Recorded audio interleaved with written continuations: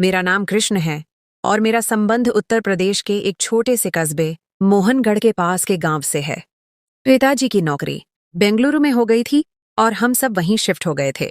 यह उन दिनों की बात है जब मैंने 12वीं की परीक्षा देकर छुट्टी पाई थी और मेरा ज्यादातर समय दोस्तों के साथ घूमने और इंटरनेट पर बीतता था। कोई खास काम नहीं था। एक दिन मैंने मोहनगढ़ में अपने पैतृक घर जाने का कार्यक्रम बनाया, जहां अब मेरी दादी माँ और 2 चाचा जी और उनकी परिवार रहती हैं। बड़े चाचा जी, जो सरकारी कर्मचारी थे, अब इस दुनिया में नहीं हैं। उनके 2 बच्चे हैं। बेटा 16 साल का है और बेटी 14 साल की है।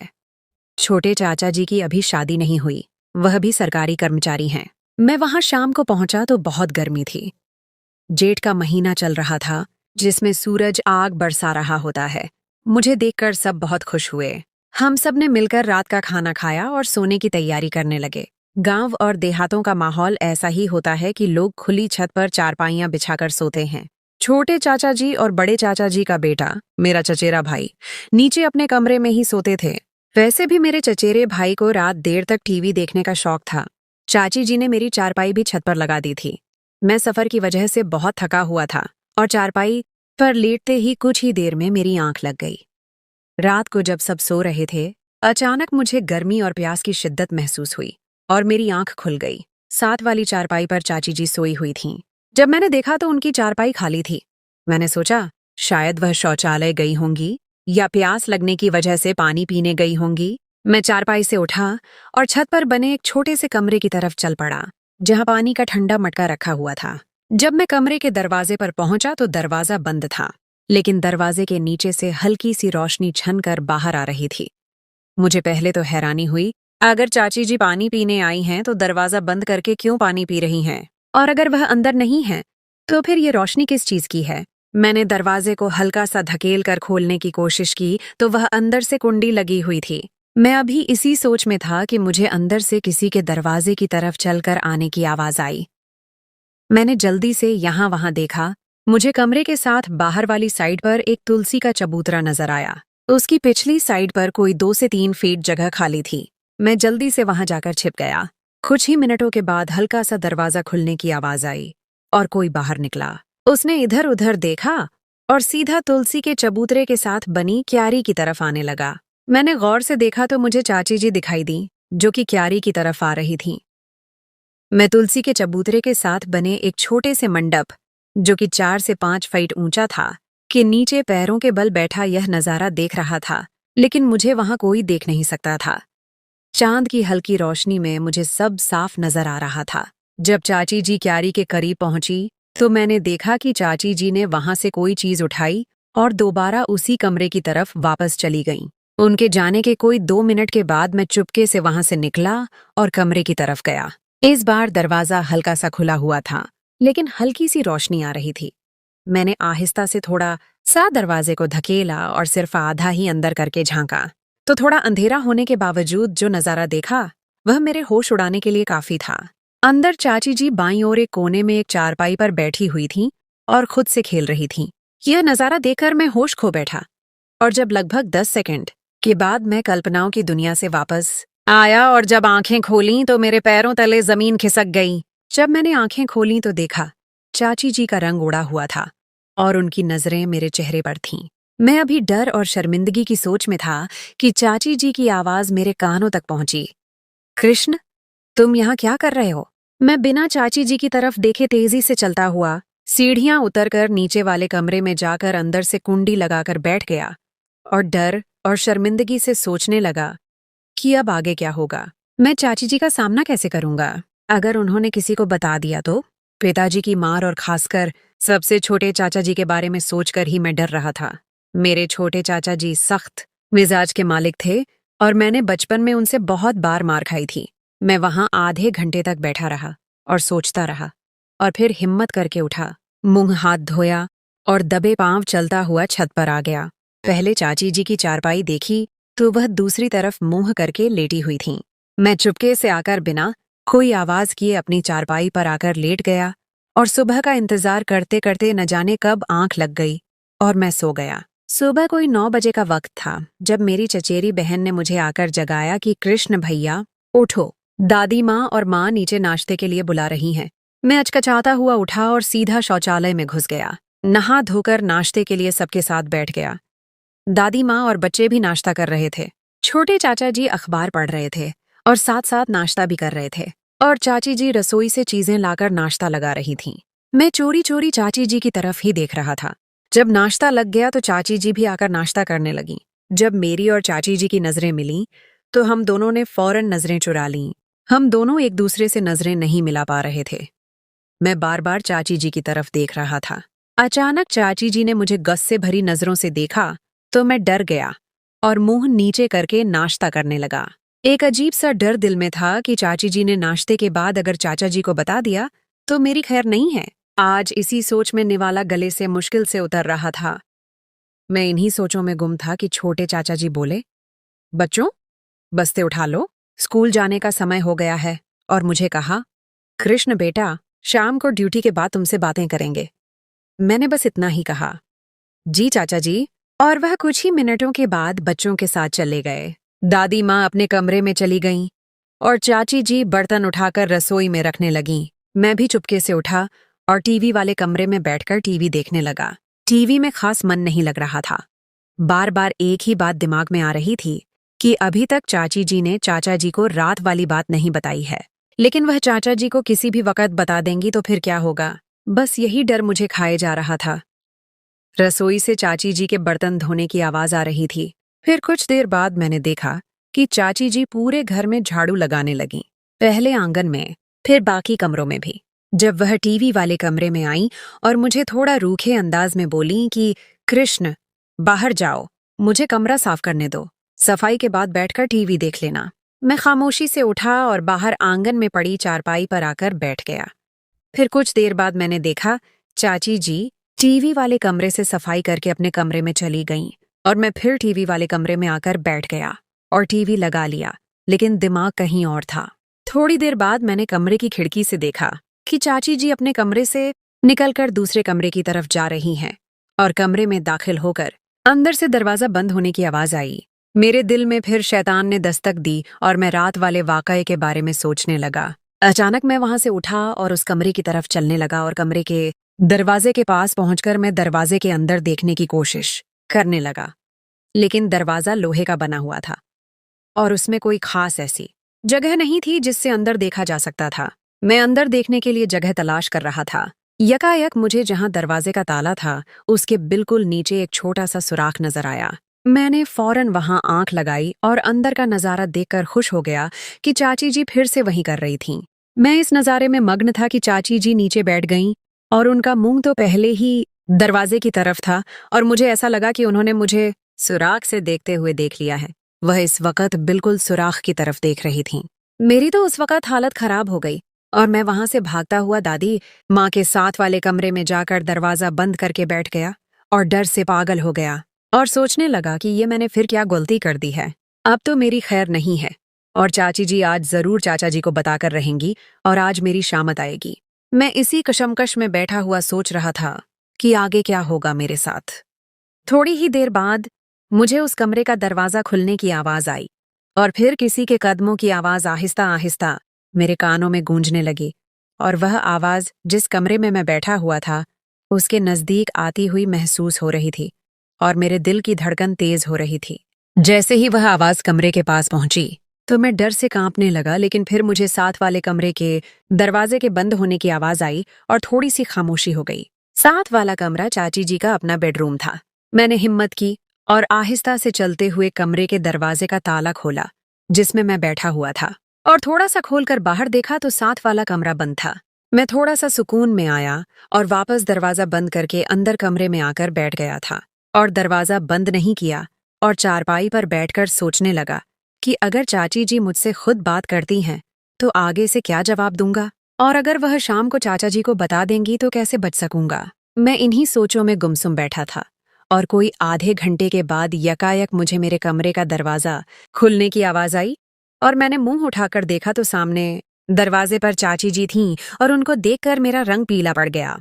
वह कमरे में दाखिल हुईं और दरवाजा बंद कर दिया और चलती हुई मैं जिस चारपाई पर बैठा था उसके सामने वाली चारपाई पर आकर बैठ गईं और थोड़ी देर के लिए खामोश हो गईं।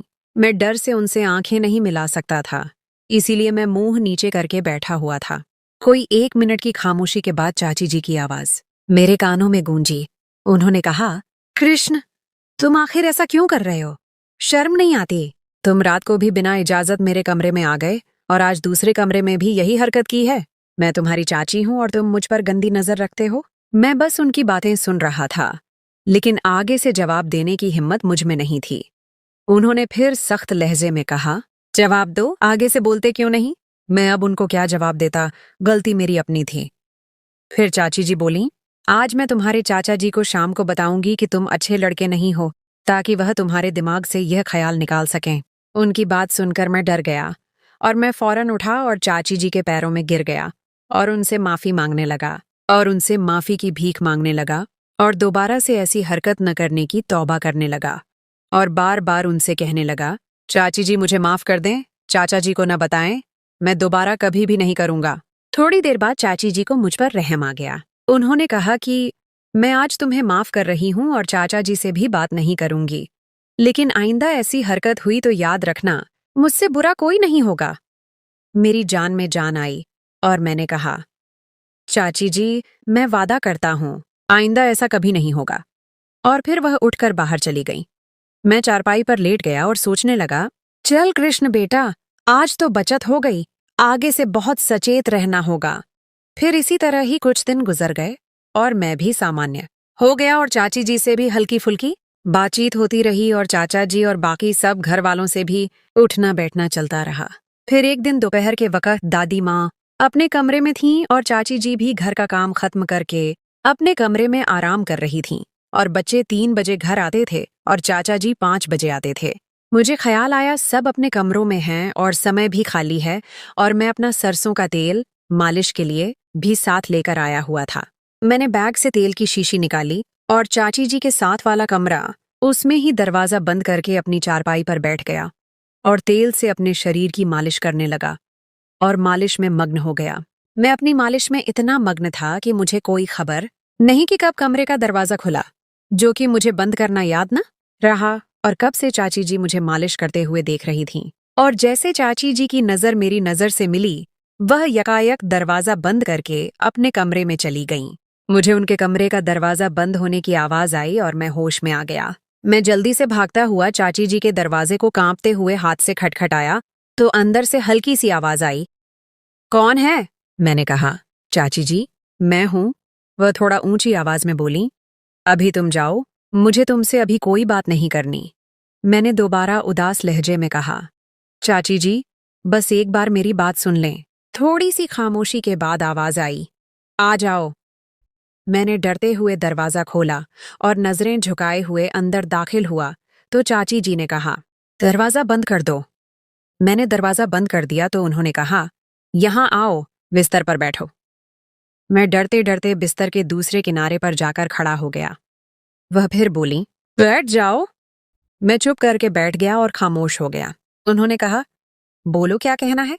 मैंने मासूम सी शक्ल बनाकर और आहिस्ता से आवाज में कहा, चाची जी, मुझे माफ कर दें, मुझसे गलती हो गई है। तो वह आगे से बोली, कृष्ण, मुझे समझ नहीं आती कि तुम्हारे साथ समस्या क्या है। तुम जब से आए हो अजीब सी हरकतें कर रहे हो। बेटा, ये सब ठीक नहीं है। अगर तुम्हारे चाचा जी को पता चल गया तो तुम्हारी शामत आ जाएगी। मैं खामोशी से बैठा उनकी बातें सुन रहा था। दोबारा उन्होंने कहा, कृष्ण, तुम यह सब क्यों करते हो? कुछ तो अपना ख्याल करो। जो तुम हरकत अभी कर रहे थे, यह तुम्हारे लिए ठीक नहीं है। तुम क्यों नहीं समझते हो? मैंने बहुत हल्की सी आवाज में कहा, मैं क्या करूं? चाची जी ने फौरन कहा, क्या कहा तुमने? मैं और डर गया। चाची जी बोली, बेटा, ये सब कुछ ठीक नहीं है, तुम समझते क्यों नहीं? उन्होंने कहा, ये सब छोड़ दो। मैंने कहा, चाची जी, मैं कोशिश करूंगा दोबारा न करूं, लेकिन अब किसी को न बताएं। उन्होंने कहा, ठीक है, तुम दोबारा नहीं करोगे तो मैं किसी से भी बात नहीं करूंगी। मैंने कहा, शुक्रिया। तो मैं उठकर बाहर चला गया और जाकर टीवी वाले कमरे में बैठकर टीवी देखने लगा। उस दिन फिर कुछ खास बात न हुई। चाचा जी के साथ रात में पढ़ाई के संबंधित बातें होती रहीं और मैं रात को सोने तक चाची जी से बचता रहा और दिन गुजर गया। अगले दिन मैं सुबह उठा और नाश्ता किया। सब अपने अपने कामों में लग गए। मैं टीवी वाले कमरे में जाकर टीवी लगाकर बैठ गया। मैं टीवी देख रहा था कि कोई 10:30 बजे चाची जी अपना काम खत्म करके टीवी वाले कमरे में आईं। उन्होंने कहा, कृष्ण बेटा, ये पैसे लो और बाजार से जाकर दिन को पकाने के लिए सब्जी ले आओ। और मुझे पैसे देकर जाने लगीं तो दरवाजे के पास पहुंचकर दोबारा बोलीं कि घर की चाबी रसोई के दरवाजे के साथ कील पर लटकी हुई है, जाते हुए ले जाना। हो सकता है जब तुम वापस आओ मैं नहा रही हूं तो तुम दरवाजा खुद ही बाहर से खोलकर अंदर आ जाना। मैंने कहा, जी ठीक है, और वह अपने कमरे में चली गई। मैं वहां से उठा, चाबी ली और बाहर की तरफ निकल गया।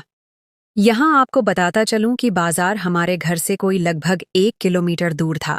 आने और जाने और सब्जी खरीदने में मुझे लगभग 1 घंटा लगना था। मैंने पैदल ही चलने का सोचा और समय भी गुजर जाना था। मैं घर से कोई थोड़ी दूर ही आया था कि मेरे पीछे से एक मोटरसाइकिल आई और मेरे पास आकर रुकी। मैंने गौर किया तो वह हमारा पड़ोसी था। मोहन काका मुझे देखकर रुक गए थे और मुझसे बोले, कृष्ण बेटा, कहाँ जा रहे हो? मैंने कहा, काका, बाजार जा रहा हूं सब्जी लेने। तो वह आगे से बोले, आओ बेटा, बैठो। मैं भी बाजार ही जा रहा हूं, दवा खाने से दवाई लेनी थी। मैं उनके साथ बैठ गया और हम बाजार चले गए। वहां से मैंने सब्जी ली और काका ने भी दवाई ली और हम कोई लगभग 30 मिनट में ही वापस आ गए। उन्होंने मुझे मेरे घर के सामने उतारा। मैंने उनका शुक्रिया अदा किया और वह अपने घर चले गए। मैं अपने दरवाजे पर खड़ा घंटी देने लगा तो मुझे याद आया कि मेरे पास चाबी जो है, और वैसे भी चाची जी नहा रही होंगी। मैंने सब्जी का थैला नीचे रखा और जेब से चाबी निकालकर दरवाजा खोला और सब्जी का थैला उठाकर अंदर दाखिल हो गया। जब मैं अंदर हुआ तो आंगन में मुझे एक मोटरसाइकिल खड़ी नजर आई। मैंने गौर किया तो हैरान हुआ, ये चाचा जी की मोटरसाइकिल तो नहीं थी और वह इस वक्त घर नहीं हो सकते थे। वह तो ड्यूटी पर गए हुए थे और वह शाम को 5 बजे आते थे। तो यह किसकी मोटरसाइकिल है? खैर, मैंने दरवाजा बंद किया और सब्जी वाला थैला उठाकर रसोई में रखा और चाबी भी कील के साथ दोबारा लटका दी और रसोई में रखी फ्रिज में से ठंडा पानी पिया और फिर टीवी वाले कमरे की तरफ चल पड़ा। जब मैं रसोई से निकलकर चाची जी के कमरे, जो कि रसोई के साथ बना हुआ था, वहां से गुजरा तो मुझे उनके कमरे के दरवाजे के पास से अजीब सी हल्की हल्की आवाजें आ रही थीं।